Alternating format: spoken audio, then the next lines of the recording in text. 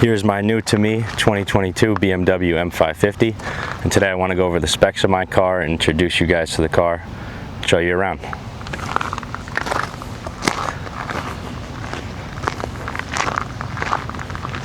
So this car is not fully loaded, but it does have a lot of options. It came with Alpine white paint and the Style 668 20-inch M wheels. And then on the inside, we have the Cognac Dakota leather with the extended leather on the dash and across the door, and also the individual plum wood trim, which I haven't seen, but it does look nice with this Cognac. And also the Alcantara headliner, which is also really nice. I really do love the interior on this car. I've always wanted that peanut butter style seating, and it's overall just super comfortable. The extended leather dash is also a really nice touch and gives you that kind of premium feel. And also, you can't forget about the peasant blockers, which are located on both doors in the back and a giant one in the back windshield.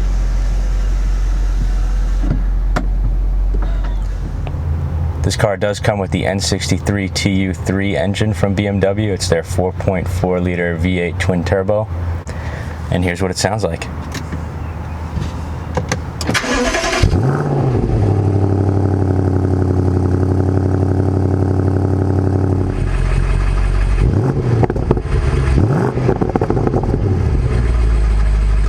I did also install a MAD valve controller on this car, so you can control the valves if you hit the right button.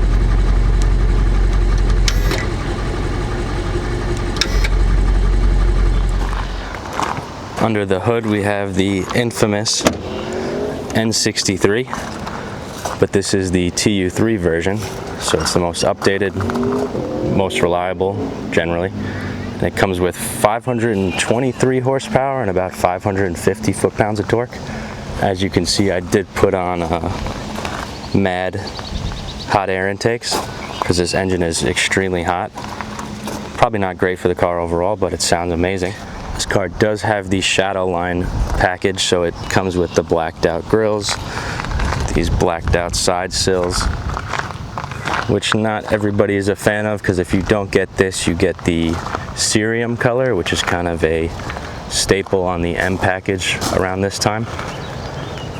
I did put spacers on this car. I went with 12s in the front and 15s in the rear. It does make it look super aggressive, especially in the rear with these massive tires. The Driving Assistance Pro package in this car comes with the adaptive cruise control, as well as the traffic jam assistance, which this car will self-drive under 40 miles per hour on the highway.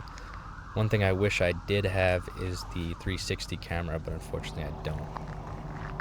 This car does have the dynamic handling package, which includes the adaptive M suspension, the active roll stabilization, and the rear wheel steering.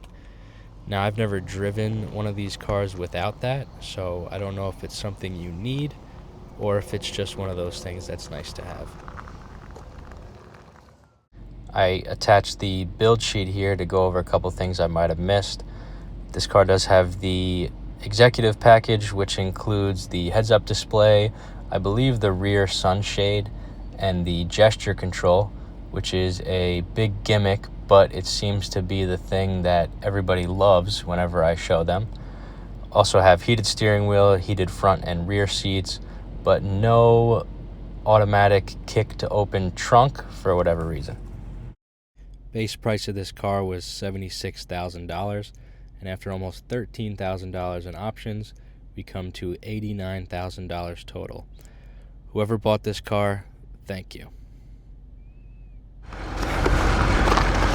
Like I said, this car is new to me, but I've really been enjoying it so far. Never had a V8 before. It sounds great. I can't wait to do some kind of exhaust mods to it. I've also never had a 5 Series before. It's definitely a bigger car. I'm a little bit bigger of a guy, so it's nice to have the extra room. But I've been loving the car so much. Let me know what you guys think. If you have any questions, let me know.